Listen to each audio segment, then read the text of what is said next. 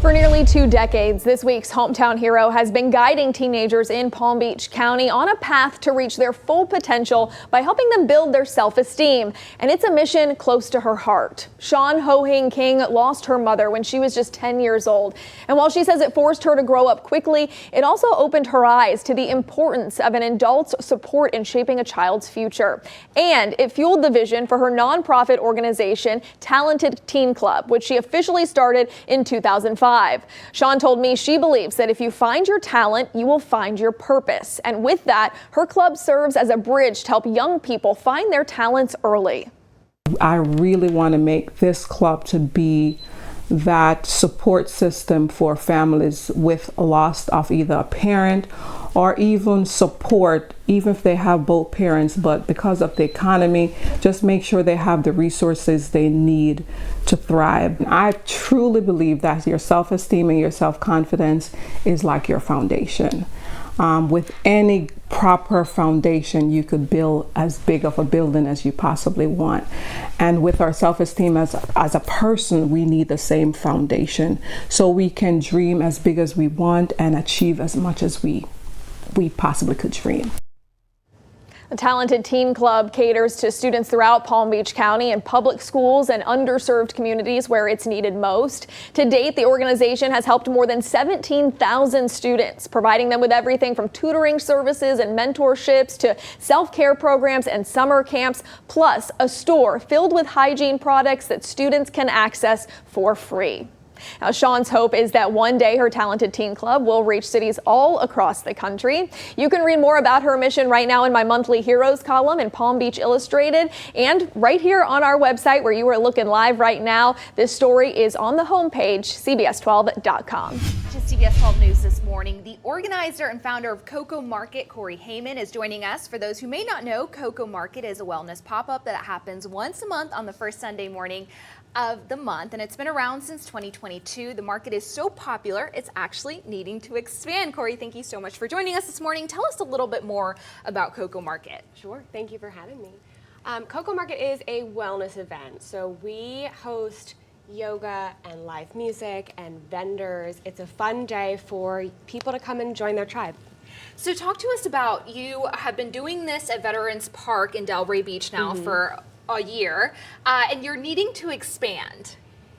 Yes, we are. It's become so popular. Yes, tell us about expanding. Yeah, I mean, I have been getting asked over and over again, when's the next one? Why can't we do this every single weekend? And there's a big need for it. You know, there's a lot of vendors applying, and we want to give the people what they're asking for. So yeah, we're expanding to another event that's probably going to be annual, and we're looking to expand to a second monthly event as well. Wow. So this expansion, tell us a little bit about when it's happening, where it's happening, how people can get involved. Sure. So actually the next event is CocoFest, which is a bigger, expansive version of Coco Market that's happening this coming Saturday, April 29th from 9 a.m. to 4 p.m. at a new location, Boca Raton Innovation Campus.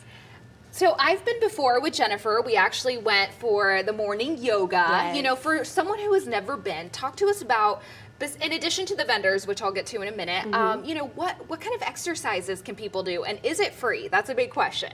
100% free, always. We say you don't even need to sign up. You don't need to let us know you're coming. Just come and enjoy. We always start off with a yoga class. So typical Coco Market is a yoga class at 9 a.m., a sound bath at 10 a.m., sometimes with a yin yoga class as well. We've got a different activity at 11 that always kind of rotates. So last month we had Tai Chi. This month we'll have contact dance. Very cool. But at CocoFest we've got 3 hours of movement and 4 hours of music. And is it kind of the same sort of exercises at CocoFest that people expect at the market? So we've got 2 different types of yoga, one at 9, one at 10, and then at 11 we have the Montana method, which is a dance group fitness class. So specifically for the fest that's happening on Saturday, can we expect a lot more vendors, a lot of different vendors? Yes, I think our count is 109, wow, which is more than double the size of a regular Coco Market. What are some of the things that you're most excited about with this new event? Because it is something totally different and so much bigger than what people are used to. Yeah, so we are actually separating it into 6 different zones. So we've got the family forest, super family friendly, the meditation garden where we'll do sound healing and meditating, healing oasis where you can get your holistic healing activities, retail row, performance patio, and then hydrate and nourish. So food. for anyone who is watching, what would you say to get them to come on Saturday? The energy that you feel when you walk into one of these Coco events is unmatched. You just feel like you're home. That's how I hear tons of people tell me, but that's how I feel. You just feel like you belong, and everything is free, and it's a safe space to land. It's super family friendly, and it's hard to put into words the feeling that you get when you're there. Thank you so much for joining us this morning. We're going to have all this information also on our website, and I'll be sharing it on my social media, and then I'll be able to share, so she can share it on her social media. Yes. Jennifer and I went. It was the most amazing experience. So if you're interested, again, we're going to be posting all this information on social media and our website. Morning. A local man is hoping his story of survival will shed light on what is now considered one of the deadliest types of cancer in the U.S. Yeah, we're talking about esophageal cancer. And with about a week left of April, doctors hope to continue spreading awareness this month. Health records from the American Association for Cancer Research show nearly 21,000 Americans were diagnosed last year, and more than 16,000 Americans died of the disease. Tampa General Hospital doctors that we interviewed for the story tell us the symptoms can often be confused for heartburn and indigestion. And as our Stephanie Valderrama explains, that makes it easy to ignore and let spiral out of control. Yes, good morning, Matt and Sam. So my grandfather actually died of esophageal cancer. So when I met Bud, I felt it was so important to share his story of survival because he wants others to know not to ignore the signs. I developed a persistent sore throat, and it wouldn't go away. Initially, Bud says doctors thought his symptoms were just allergies, but he knew it was something more, and he kept pressing, especially after the allergy meds did nothing to improve his health.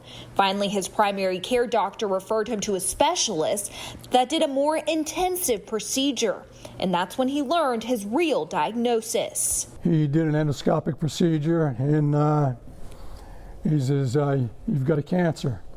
Stage 3 esophageal cancer.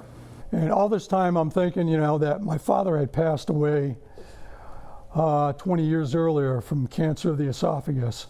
Dr. Christopher DuCoin tells CBS 12 News right now there is no direct link that esophageal cancer is genetic, but studies to learn more about it are ongoing. Medical oncologist Dr. Sujal Shah, who was also treating Bud, tells CBS 12 News with this type of rare cancer, it's easy to mistake the symptom for something less severe.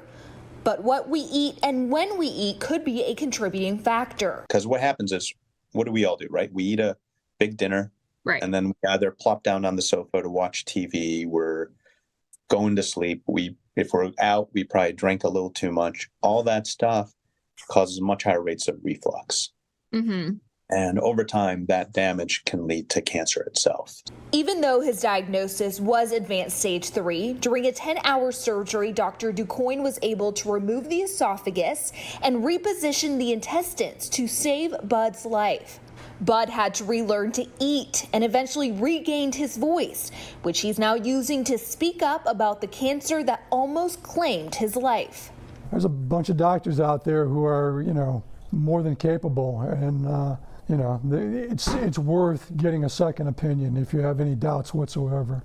Dr. Christopher DuCoin says the medical field is working to evolve diagnostic tools for esophageal cancer. We don't have a fantastic screening mechanism for it. But the tools they have now are still proving to be life-saving. That's how physicians were able to give Bud a new lease on life.